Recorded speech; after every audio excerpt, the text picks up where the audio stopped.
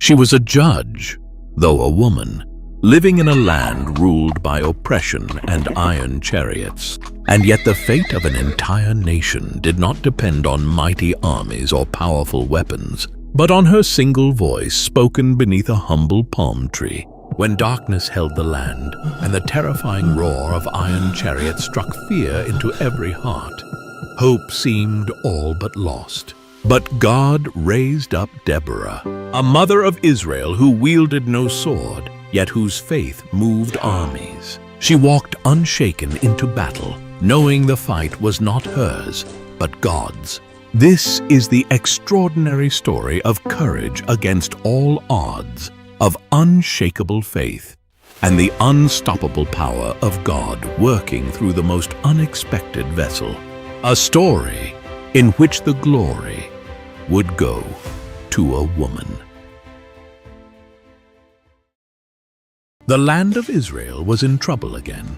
After the death of Ehud, the judge who had delivered Israel from Moabite oppression, the people began to drift away from the ways of the Lord. The cycle that had happened so many times before repeated itself.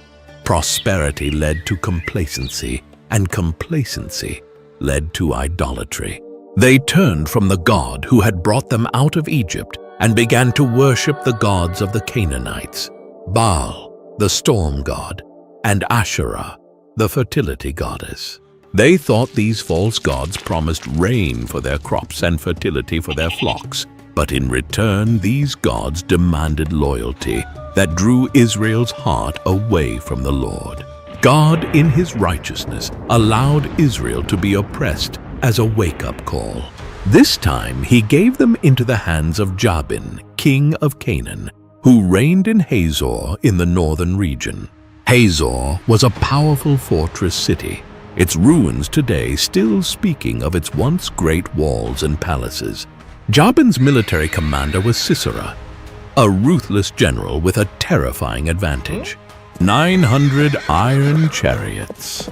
In those days, iron chariots were like tanks, fast, unstoppable on open ground, and deadly in battle. The Canaanites used them to terrorize the Israelite tribes, attacking farmers in their fields, burning villages, and demanding heavy tribute. For 20 long years, Israel suffered under Jabin's cruelty. This was the price of idolatry. The God who had brought them out of Egypt allowed them to feel the weight of their disobedience. But a remnant still prayed. Their voices rose like incense toward heaven, crying for deliverance. Far to the south, in the hill country of Ephraim between Ramah and Bethel, there lived a remarkable woman named Deborah. She was not only a prophetess, one who spoke the words of God, but also a judge of Israel. Unlike kings, the judges of Israel were not crowned rulers. They were raised up by God to lead, deliver, and guide the nation. People came to them for decisions, disputes, and counsel. Deborah held court under a palm tree that came to be known as the Palm of Deborah. Day after day, men and women came from all over Israel to have their disputes settled and to seek her counsel. Her judgments were fair, her words carried authority, and the people trusted her. Deborah had something rare for that time. She was a woman with both spiritual authority and national influence. In a world where men were usually the leaders in public life, Deborah stood out like a beacon. Her strength didn't come from physical force or military might, but from her unshakable trust in God and her ability to hear his voice clearly.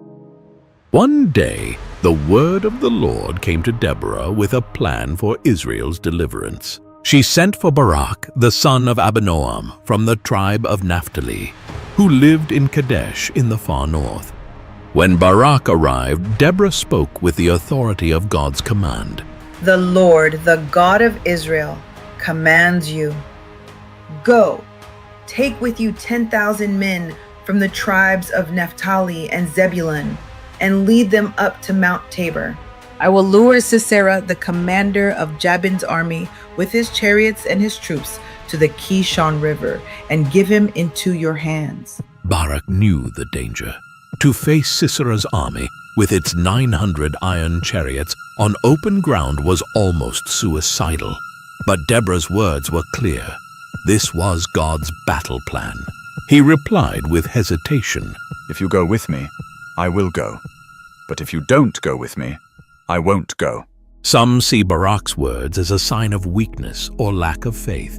Others see it as recognition of Deborah's unique role as God's spokesperson. Her presence meant God's presence and guidance. Either way, Barak wanted Deborah beside him. Deborah agreed, but she gave him a prophetic warning. Certainly I will go with you, but because of the course you are taking, the honor will not be yours, for the Lord will deliver Sisera into the hands of a woman. It was a strange prophecy. In the warrior culture of ancient Israel and Canaan, the highest honor was to defeat and kill the enemy's commander, a feat that brought fame, respect, and glory to the warrior who accomplished it. To be told that this honor would go not to Barak, but to a woman was unexpected. Yet he trusted God's plan through her. By the way, if you find any of these videos interesting, meaningful, or enjoyable, please consider subscribing. These take a long time to make, and it really helps out. And if you love what we're doing and want to go a step further, you can now become a channel member. Your support helps us reach more people with God's word through powerful animation. Just click join and be part of the mission. Barak sent messengers through the hill country, calling warriors from the tribes of Zebulun and Naphtali. From the hills and valleys, farmers laid down their plows. Shepherds left their flocks. They gathered weapons, whatever they could find, and they marched toward Mount Tabor, a steep, rounded mountain rising from the Jezreel Valley. Mount Tabor was a strategic choice. From its heights, they could see the surrounding plains and valleys, including the route Sisera would take with his chariots. It was here that Barak gathered 10,000 men, with Deborah at his side. Meanwhile, word reached Sisera that Barak had mustered an army. Confident in his military superiority, Sisera summoned all his forces, his 900 iron chariots and countless foot soldiers, and marched from his base in Harosheth Hagoyim toward the Kishon River, prepared to crush the Israelites once and for all. Deborah, Barak, and the Israelite warriors stood on Mount Tabor, watching the dust rise from Sisera's advancing army. The valley below trembled with the rumble of chariot wheels and the shouts of soldiers. Then Deborah gave the signal. Go! This is the day the Lord has given Sisera into your hands. Has not the Lord gone ahead of you? Barak led his 10,000 men charging down Mount Tabor into the valley. Normally, this would have been a disaster for the Israelites. Chariots could easily cut down infantry on open ground. But God had a surprise in store. According to the Song of Deborah in Judges 5, the heavens opened. Storm clouds gathered, and rain began to pour. The once firm ground of the battlefield turned to thick, sucking mud. The Kishon River, swollen by the rain, surged violently, washing over the plain and carrying debris in its rushing current. Sisera's iron chariots, the pride and terror of his army, became useless. Wheels sank deep into the mire, horses struggled, and warriors clung desperately to their mounts. What had been a force of fearsome strength became a trapped, chaotic mass. Meanwhile, the Israelite warriors pressed forward with courage and precision. They struck with fierce determination, their hearts steady and full of faith. Confusion spread through the Canaanite ranks, and the once fearsome army broke and fled in panic. The Lord himself fought for Israel that day. The enemy's power crumbled, and Israel's deliverance was complete, a dramatic testament to God's sovereignty and faithfulness. But the story wasn't over. Amid the chaos, Sisera saw that the battle was lost. Abandoning his chariot, he fled on foot toward the tent of Jael, the wife of Heber the Kenite. The Kenites were descendants of Hobab, Moses' brother-in-law.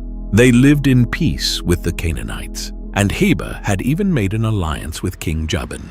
For that reason, Sisera believed Jael's tent would be a safe place to hide. Jael came out to meet him, her manner calm and welcoming. "Come, my lord, come right in. Don't be afraid," she said. She covered him with a blanket and gave him milk to drink. Exhausted from the battle and believing he was safe, Sisera asked her to stand guard at the door and tell anyone who came that he wasn't there. But when Sisera had fallen into a deep, exhausted sleep, Jael moved with quiet purpose. She took a tent peg and a hammer, tools that women in her nomadic culture were skilled in using to pitch tents, yet deadly in her hands. Step by careful step, she crept toward where Sisera lay under the blanket. With one swift, decisive blow, she drove the tent peg through his temple into the ground. The blow was final. Sisera never woke. Moments later, Barak came in pursuit. Jael stepped out of the tent to meet him, her face calm. "Come," she said. "I will show you the man you're looking for." He entered and saw Sisera dead. In that moment, Deborah's prophecy was fulfilled.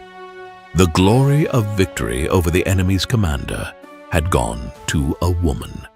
That day, God subdued Jabin, king of Canaan, before the Israelites. From then on, Israel grew stronger until they destroyed Jabin completely. To celebrate the victory, Deborah and Barak sang a song, one of the oldest poems in the Bible, recorded in Judges 5. And for 40 years after this, the land of Israel had peace. Deborah's story is more than an ancient battle account. It pulses with truths that still speak to us today.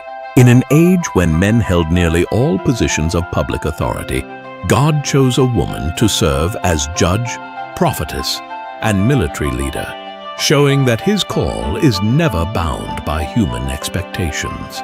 Her courage flowed from her faith, and her faith produced action. Even Barak, hesitant at first, stepped forward in obedience, and God honored that step. The victory they saw was not the result of superior weapons or greater numbers, but the Lord's intervention. And in the end, a tent-dwelling woman named Jael boldly stepped into history, fulfilling prophecy and bringing an unexpected end to Israel's enemy. Deborah's leadership reminds us that God often works through those the world overlooks. Villagers turned warriors, a woman in a male-led society, a wife with only the tools of her tent. In the same way, he works through ordinary believers today, in workplaces, schools, homes, and neighborhoods, to accomplish his purposes. Your quiet faithfulness may be the very thing God uses to bring deliverance, hope, and change to someone else's life. In every generation, God calls his people to trust him when the odds seem overwhelming. Our Sisera may not ride iron chariots, but challenges still loom large. Cultural pressures that pull us from God, fears that keep us silent, and spiritual battles that seem unwinnable.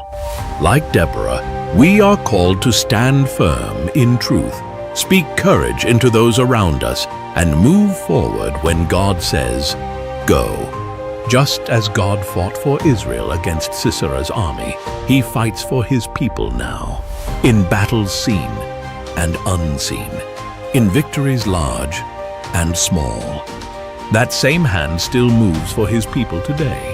The real question is this: will you trust him enough to step onto the battlefield?